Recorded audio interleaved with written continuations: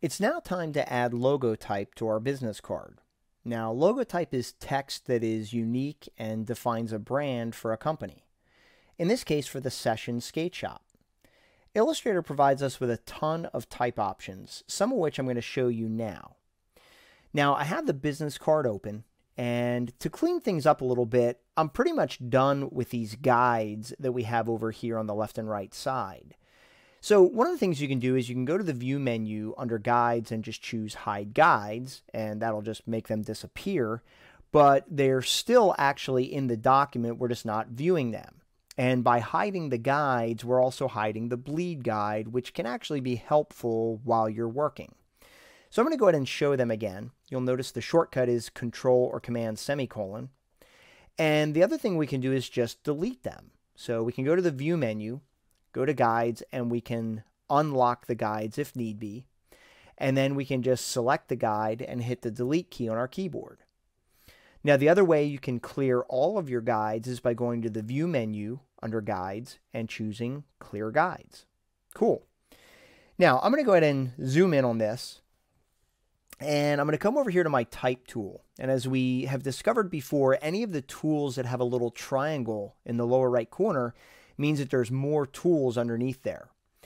And in Illustrator, there's basically kind of two of every tool, if you will. We have a horizontal type tool and a vertical type tool, which allows me to set type vertically, stacked on top of one another. We have an area type tool and a vertical area type tool, which allows us to put text inside of a shape. And then we have a type on a path and a vertical type on a path tool that allows us to set type on a path.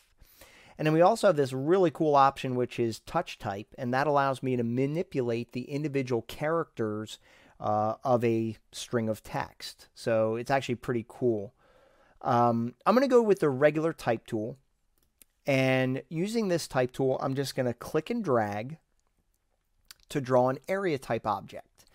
And Illustrator just put some lorem ipsum in there for temporary use, and it's already highlighted, so I can just start typing new text. So I'm going to type the words session, and then I'll hit return. And then I'm going to type skate, and I'm going to use SK, the number 8, shop. So I'm getting a little creative, with my logo type here. And I'm going to select all this type, and we're going to start applying some formatting to it. Now, the formatting controls you're going to find in the character panel, and you might see the character link up here. The issue here is that this is good for kind of like one-off adjustment, but if I want to make a lot of changes, I have to keep going up here and opening this up. So what I'm going to do is go to the window menu, and I'm going to go down to type, and I'm going to choose character. And this is going to open up my character panel. And if you click this double arrow, you'll see all of the options available. Now what I'm going to do is with all of this type selected, I'm going to click on the drop-down menu, and I'm going to turn on my type kit filter here. I'm going to use a font called Fresno, and I'm going to use the version called Fresno Black. This is a type kit font, so you can feel free to activate this font, or you can use whatever font you wish. And if you need a refresher on how to activate typekit fonts, just go back to Chapter 2, and you can watch the video on how to do that. Now I'm going to start by just highlighting the word session. And so in the character panel, we have our font family up here, and then we have the font face or the style.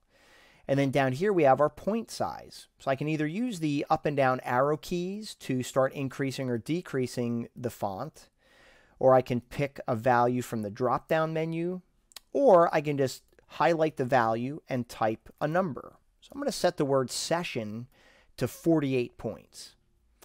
And then I think what I'll do is I'll come down here to Skate Shop, and I'm going to set the point size of that to 32 points. Now you'll notice when I did that, I've got a little red plus sign in the lower right corner, and that indicates Overset Text. Now, Overset Text is basically a very simple math problem. Basically, all the text that I have here does not fit in the area type object that I've drawn. So I can switch to my selection tool, and if I just grab the bottom handle, I can pull down to reveal the type that's in there. Now what I'm going to do is I can just double click to switch back to the type tool.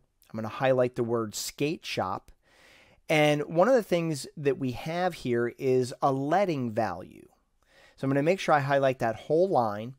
And then in the leading, I can click on the drop down and I can choose a value. And you'll notice that as I choose those values, the vertical spacing between the text adjusts. And I'm just going to decrease the leading. I'm just going to use a visual amount. I'm going to go with, I think, 32. That looks pretty good. And then you'll notice over here we have something called kerning. Now, kerning allows me to adjust the space between individual characters. And I can do that by either clicking the up and down arrow keys here, and you can see that I can tighten up or increase the space between the characters. And I'm just going to go in between these characters and make adjustments.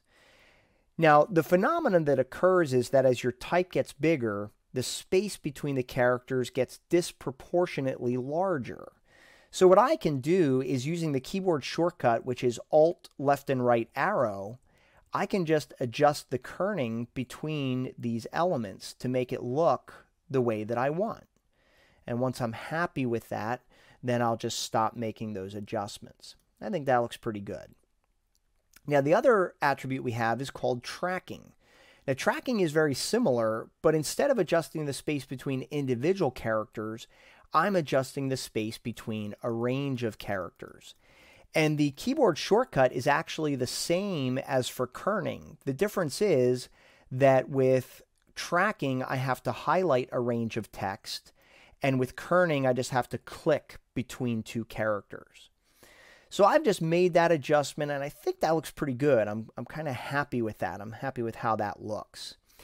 Now, what you can also do is we have vertical scaling and horizontal scaling, and that will stretch your type. So it's going to literally stretch the characters, and the typographic purists tend to shy away from that unless it's for a very specific purpose. And then down here we have baseline shift, which will shift the text vertically relative to the baseline. And then we can also rotate the characters if we want. So I think I'm pretty happy with that and how that looks. Now, what I'm going to do is I'm going to switch to my type tool, make sure I still have that selected. And if we come over here to the paragraph panel, paragraph formatting is applied at the paragraph level.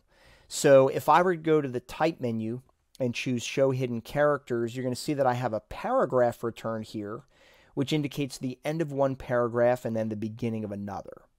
Now I'm going to go ahead and hide those again. And I just wanted to show you that up here at the top, you can change the alignment of the text within the frame. So by default, it's aligned to the left, but I can align it to the center of the frame or to the right side of the frame. And so I'm just going to highlight all of this text, and I'm going to choose Align Center, and that way the text is aligned horizontally to one another, to the paragraphs. So I'll go ahead and close that panel, and I'll switch to my selection tool. And if you want, you can double click on this adornment at the bottom, and that will turn on auto fit so that if I add any additional text, it will expand. And I think really just what I want to do is align this horizontally to my artboard. So if I go to the window menu and choose Align, I can click on the double arrow to show all of my options, and I'll just align this to the artboard and then align it center. And I was pretty close, but I was off a little bit. And that allows me to get the text exactly aligned to the center of the business card. And maybe I'll just bump it up a little bit so I can see that content. So the text options in Illustrator are quite powerful and help you to create virtually any design that you can think of. Use the text features in Illustrator combined with your creativity to create projects on your own.